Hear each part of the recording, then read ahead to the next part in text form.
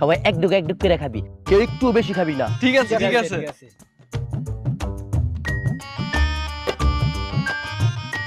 মজা।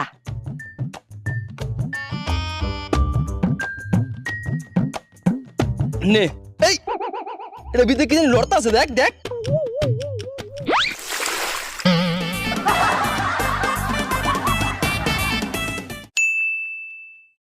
Cheers! Let's enjoy.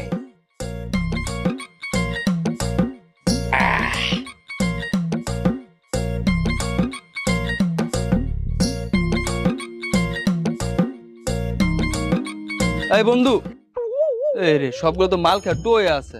এই তোর কাছে না টাকা পাই, আজকে দিবি কইছস, টাকাটা দে।